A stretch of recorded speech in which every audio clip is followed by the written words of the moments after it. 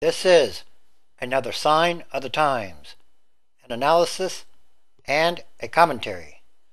A gifted songbird, Whitney Houston, who ruled as pop music's queen until her majestic voice was ravaged by alcohol and drug abuse, and her regal image was ruined by erratic behavior and a tumultuous marriage to singer Bobby Brown, has passed away. She was 48. Houston was pronounced dead at 3:55 p.m.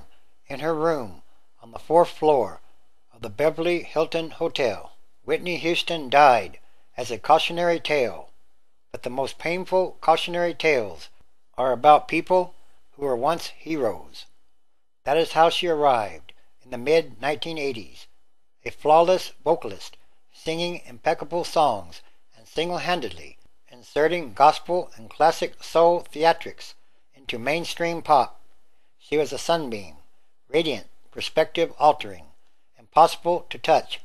When her greatest years were behind her, she remained in the public eye as something thornier, a drug addict and a casualty of the tabloid and reality television era, ill-equipped for ever-increasing levels of scrutiny. Whitney Houston's fall attracted so much notice because she had so far to go, down from the clouds, into the abyss.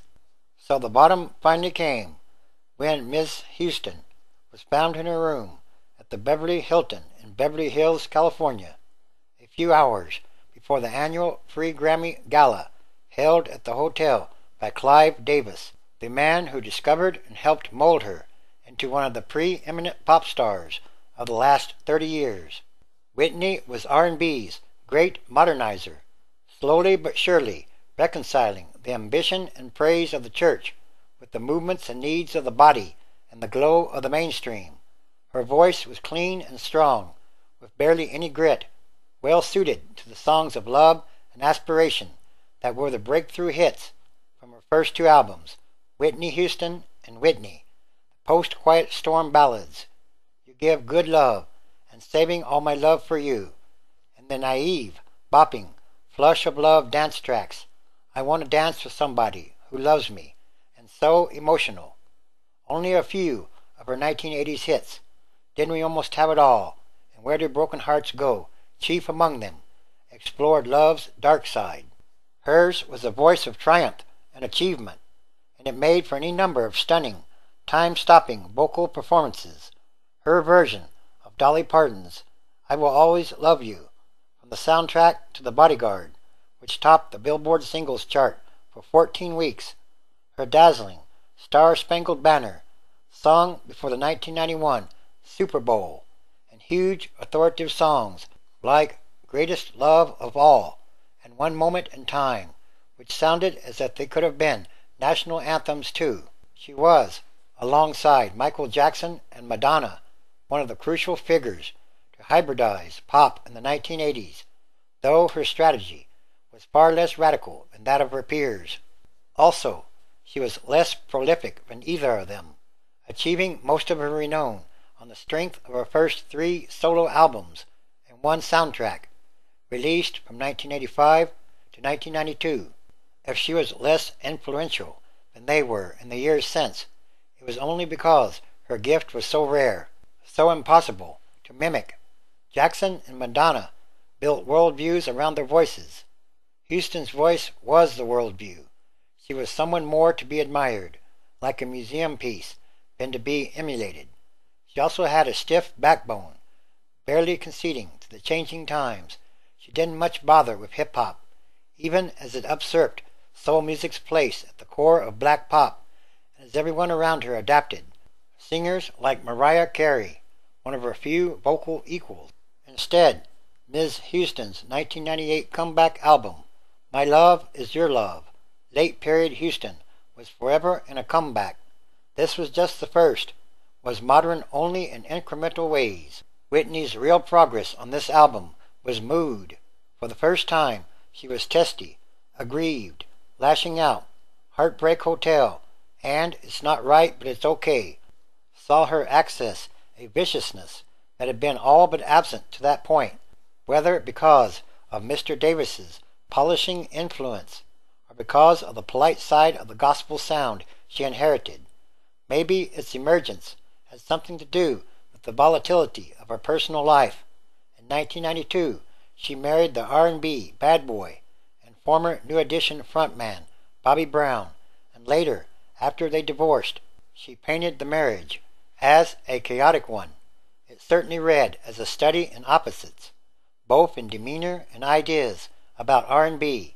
Still, she remained a star, even as the meaning of that role changed. Her meltdowns garnered as much attention as her hits once did. This was a period in which Whitney Houston, the voice, was eclipsed by Whitney Houston, the soundbite. There was her memorable and rambunctious acknowledgment of Mr. Brown from the stage of the 2000 Grammy Awards as the original king of R&B.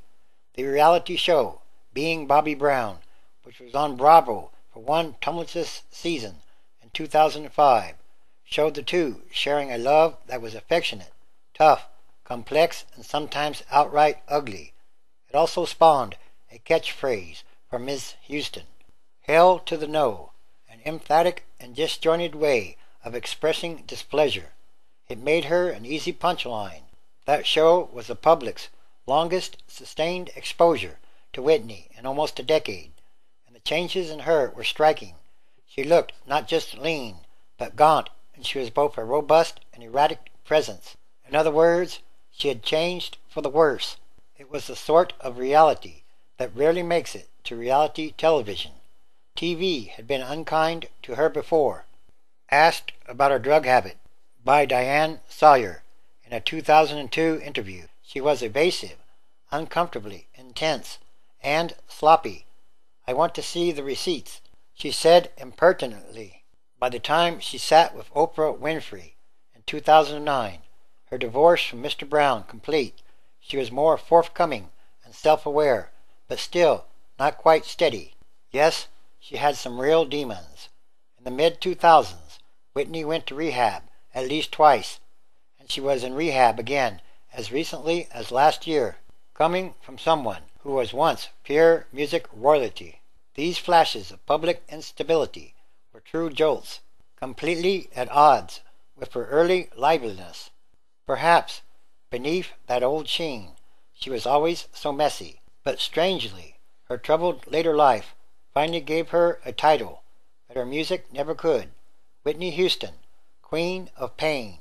Another throne. No one could deny her.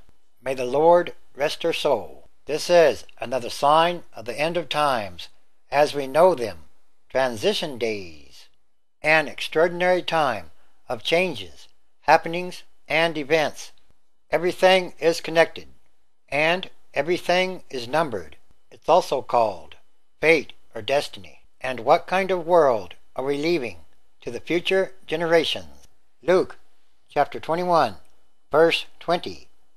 And when ye shall see Jerusalem surrounded with armies, then know that the desolation thereof is near. 21. And let them which are in Judea flee to the mountains, and let them which are in the midst of it depart out, and let not them that are in the countries enter thereinto. 22. For these be the days of vengeance, that all things which are written may be fulfilled. 23. But woe unto them that are with child, and to them that give nurse in those days.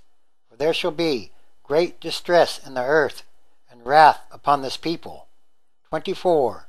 And they shall fall by the edge of the sword and weapon, and shall be led away captive unto all nations, and Jerusalem shall be trodden down of the Gentiles, until the times of the Gentiles be fulfilled.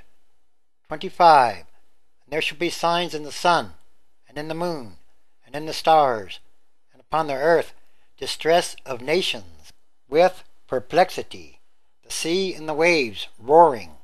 26. Humans' hearts failing them for fear, and for looking after those things which are coming on the earth, for the powers of heaven shall be shaken. 27. And then shall they see the Son of Man coming in a cloud with power and great glory. 28. And when these things begin to come to pass, then look up and lift up your heads, for your redemption draws near. It's time for the manifestation of prophecy. These are more signs. Everything that must change quickly or rapidly, and for the better.